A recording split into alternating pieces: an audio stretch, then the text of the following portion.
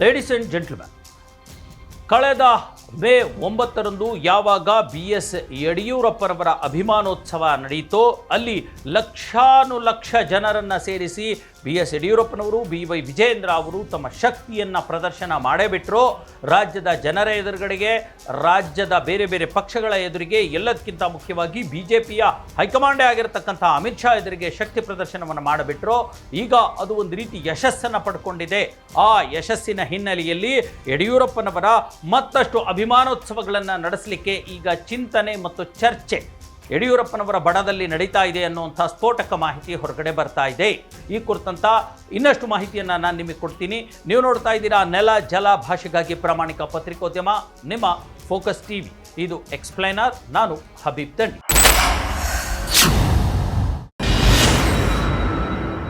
S ವೀಕ್ಷಕರೇ, ನಿರೀಕ್ಷೆಯಂತೆ ಈ ಮೇ 9ರ BS ಯಡಿಯೂರಪ್ಪನವರ 50 ವರ್ಷಗಳ ರಾಜಕೀಯ ಜೀವನಕ್ಕೆ ಸಂಬಂಧಪಟ್ಟಂತೆ ನಡೆಸಿದ ಅಭಿಮಾನೋತ್ಸವ ಕಾರ್ಯಕ್ರಮ ಇದೆಯಲ್ಲ, ಅದು ಅಭೂತಪೂರ್ವ ಯಶಸ್ಸನ್ನು ದಾಖಲಿಸಿದೆ. ನಿರೀಕ್ಷೆಯಂತೆ ಲಕ್ಷೋಪಲಕ್ಷ ಜನರು ಬಂದು ಇದರಲ್ಲಿ ಭಾಗಿಯಾಗಿದ್ದರು. ಸಾವಿರಾರು ಮಠಾಧೀಶರು ಕೂಡ ಬಂದು ಭಾಗಿಯಾಗಿದ್ದರು. ಬೇರೆ ಬೇರೆ ಸಮುದಾಯದ ಮತ ಬ್ಯಾಂಕ್ನ ಒಂದು ಸಮುದಾಯದವರು ಕೂಡ ಬಂದು ಅಲ್ಲಿ ಭಾಗಿಯಾಗಿದ್ದರು. ಒಟ್ಟಾರೆ ಇಡೀ ಒಂದು ಅಭಿಮಾನೋತ್ಸವ ಅನ್ನುವಂಥದ್ದು ಯಡಿಯೂರಪ್ಪನವರ ಶಕ್ತಿಯನ್ನು ಮತ್ತೊಮ್ಮೆ ಪ್ರದರ್ಶನ ಮಾಡ್ತು. BY ವಿಜೇಂದ್ರ ಅವರ ಶಕ್ತಿಯನ್ನು ಮತ್ತೊಮ್ಮೆ ಪ್ರದರ್ಶನ ಮಾಡ್ತು. ಕಾಂಗ್ರೆಸ್ ಮತ್ತು JDSಗೆ BJP ಅಥವಾ ಯಡಿಯೂರಪ್ಪನವರ ಶಕ್ತಿ ಏನು ಅನ್ನುವಂಥದ್ದು ಕೂಡ ಮತ್ತೊಮ್ಮೆ ಸಾಬೀತಾಯಿತು. ಕೇವಲ ಕಾಂಗ್ರೆಸ್ ಅಥವಾ JDSಗಲ್ಲ, BJPಯ ಹೈಕಮಾಂಡ್ಗೂ ಮತ್ತು BJPಯ ಏಕಮದ್ವಿತೀಯ ನಾಯಕ ಅಂತ ಕರೆಸ್ಕೊಳ್ಳುವಂಥ ಮೋದಿಯವರ ಪರಮಾಪ್ತ ಅಮಿತ್ ಶಾಗೂ ಕೂಡ ಯಡಿಯೂರಪ್ಪನವರ ಶಕ್ತಿಯ ಅನುಭವ ಆಗಿದೆ ಅನ್ನುವಂಥ ಮಾಹಿತಿ ಈಗ BJP ವಲಯದಿಂದ ಕೇಳಿ ಬರ್ತಾ ಇದೆ.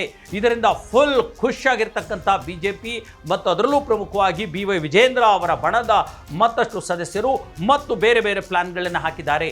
ಅದೇನಪ್ಪ ಅಂತಂದರೆ, ಈ ಒಂದು ವರ್ಷದಲ್ಲೇ ಮತ್ತೆ ಸುಮಾರು 5 ಅಭಿಮಾನೋತ್ಸವಗಳನ್ನು ನಡೆಸಲಿಕ್ಕೆ ಪ್ಲ್ಯಾನ್ ಮಾಡಲಾಗ್ತಾ ಇದೆ ಅನ್ನುವಂಥದ್ದು. ಅಂದರೆ ಯಡಿಯೂರಪ್ಪನವರ 50ನೇ ವರ್ಷದ ರಾಜಕಾರಣಕ್ಕೆ ಸಂಬಂಧಪಟ್ಟ ಹಾಗೆ ಹೇಗೆ ಚಿತ್ರದುರ್ಗದಲ್ಲಿ ನಡೀತೋ ಅಭಿಮಾನೋತ್ಸವ, ಅಷ್ಟೇ ದೊಡ್ಡ ಮಟ್ಟದ ಅಭಿಮಾನೋತ್ಸವನ ರಾಜ್ಯದ 5-6 ಕಡೆ ಮತ್ತೆ ಮಾಡಬೇಕು ಅನ್ನುವಂಥ ಒಂದು ಪ್ಲ್ಯಾನ್ ನಡೀತಾ ಇದೆ. ಅದು ಪ್ರಮುಖವಾಗಿ ಕರಾವಳಿಯ ಒಂದು ಭಾಗದಲ್ಲಿ ಉಡುಪಿಯಲ್ಲಿ ನಡೆಸಬೇಕು ಮತ್ತು ಯಡಿಯೂರಪ್ಪನವರ ಮೂಲ ಊರಾಗಿರ್ತಕ್ಕಂಥ ಬೂಕನಕೆರೆ ಮಂಡ್ಯ ಜಿಲ್ಲೆಯಲ್ಲಿ, ಮಂಡ್ಯದಲ್ಲಿ ಅಂದರೆ ಓಲ್ಡ್ ಮೈಸೂರು ಭಾಗದಲ್ಲಿ ಮಂಡ್ಯದಲ್ಲಿ ಒಂದು ಮಾಡಬೇಕು ಮತ್ತು ಉತ್ತರ ಕರ್ನಾಟಕದಲ್ಲಿ ಹುಬ್ಬಳ್ಳಿಯಲ್ಲಿ ಒಂದು, ಮತ್ತು ಈ ನಮ್ಮ ಹೈದರಾಬಾದ್ ಕರ್ನಾಟಕಕ್ಕೆ ಬರುವಂಥ ಕಲಬುರಗಿಯಲ್ಲಿ ಒಂದು, ಮತ್ತು ರಾಜ್ಯದ ರಾಜಧಾನಿಯಾಗಿರ್ತಕ್ಕಂಥ ಬೆಂಗಳೂರಿನಲ್ಲಿ ಒಟ್ಟು 5 ಕಡೆ ಮತ್ತು 5 ದೊಡ್ಡ ಮಟ್ಟದ ಅಭಿಮಾನೋತ್ಸವಗಳನ್ನು ಮಾಡಬೇಕು ಅನ್ನುವಂಥ ಈಗ ಪ್ಲ್ಯಾನ್ ನಡೀತಾ ಇದೆ.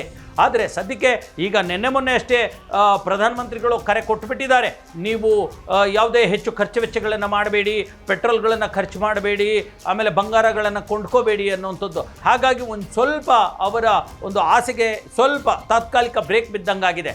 ಈಗ ಪ್ರಧಾನಿಗಳೇ ಹೊರಟು ಬಿಡ್ತಾರೆ ಬಿಡಿ, ಅವರು ವಿದೇಶಕ್ಕೆ ಹೋಗಬೇಡಿ ಅಂತಂದೇಳಿ ಮಿಡಲ್ ಕ್ಲಾಸ್ನವರಿಗೆ ಒಂದು ಆದೇಶವನ್ನೇನೋ ಕೊಟ್ಟರು, ಸಂದೇಶವನ್ನೇನೋ ಕೊಟ್ಟರು. ಆದರೆ ಆದೇಶ ಕೊಟ್ಟಿರ್ತಕ್ಕಂಥ ಸ್ವತಃ ಪ್ರಧಾನಮಂತ್ರಿಗಳೇ ಇದೇ ತಿಂಗಳಲ್ಲಿ ಮೇ 17, 18, 19, 20ಕ್ಕೆ ಯುರೋಪ್ ಟೂರ್ ಹೋಗ್ತಿದ್ದಾರೆ. ನೆದರ್ಲ್ಯಾಂಡ್, ಸ್ವಿಟ್ಜರ್ಲ್ಯಾಂಡ್, ಜರ್ಮನಿ, ಫಿನ್ಲ್ಯಾಂಡ್ ಇಲ್ಲೆಲ್ಲ ಅವರು ಸುತ್ತಾಡ್ಕೊಂಡು ಬರ್ತಾರೆ. ಅಂದರೆ ಅವ್ರು ಹೇಳೋವಂಥ ಮಾತು ಅದು ಕೇವಲ ಜನಗಳಿಗೆ ಮಾತ್ರ, ಅವರಿಗೆ ಅನ್ವಯ ಆಗೋದಿಲ್ಲ.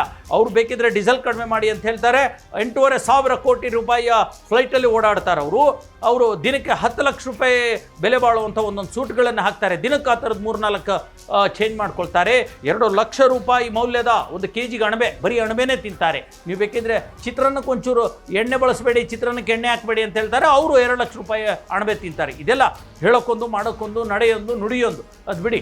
ಆದರೆ ಈ ಯಡಿಯೂರಪ್ಪನವರ ಅಭಿಮಾನೋತ್ಸವ ಇದೆಯಲ್ಲ, ಇದು ಮತ್ತೆ ಪ್ಲ್ಯಾನ್ ನಡೀತಾ ಇದೆ.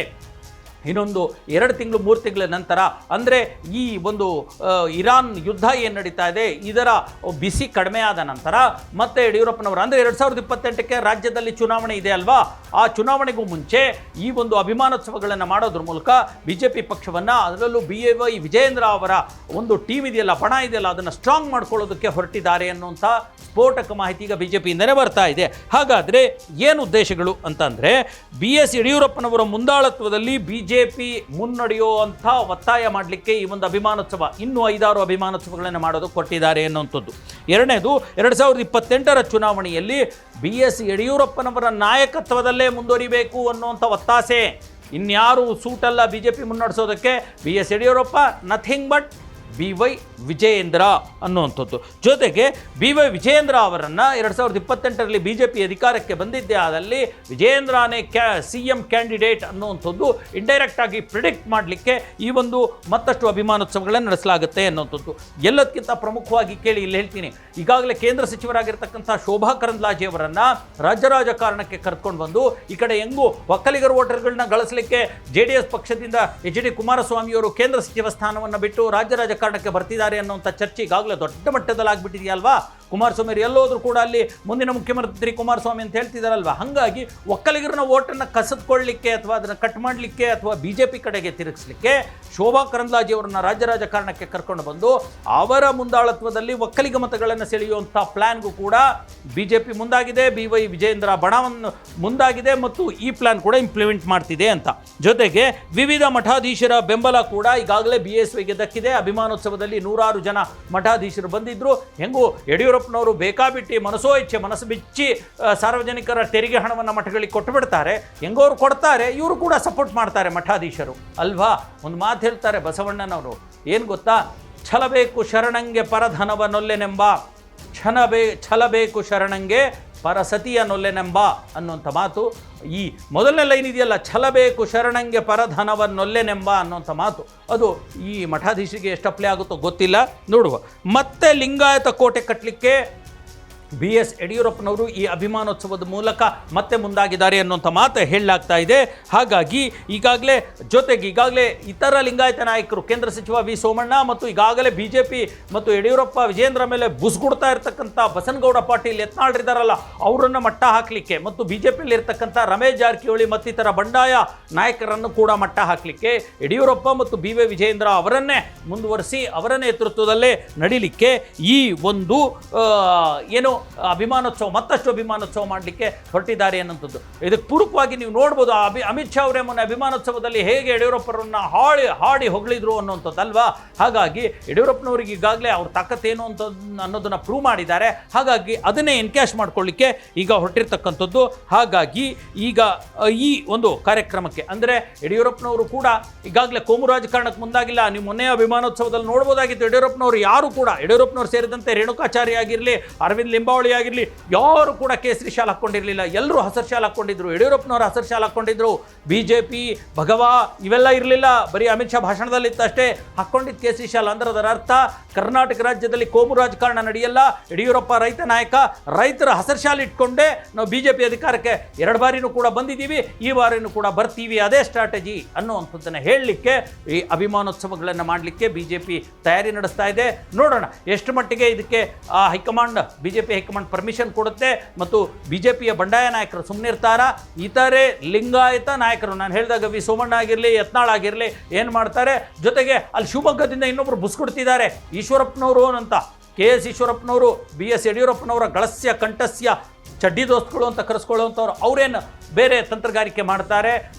ಕಾದು ನೋಡೋಣ. ಸದ್ಯಕ್ಕೆ ಈ ಒಂದು ಅಭಿಮಾನೋತ್ಸವದ ಮುಂದಿನ ರೂಪುರೇಷೆಗಳನ್ನು ಇನ್ನೊಂದು ಎಪಿಸೋಡ್ನಲ್ಲಿ ಹೇಳ್ತೀನಿ. ಅಲ್ಲಿವರೆಗೂ ನೋಡ್ತಾ ಇರಿ ನೆಲ ಜಲ ಭಾಷೆಗಾಗಿ ಪ್ರಾಮಾಣಿಕ ಪತ್ರಿಕೋದ್ಯಮ, ನಿಮ್ಮ ಫೋಕಸ್ ಟಿವಿ.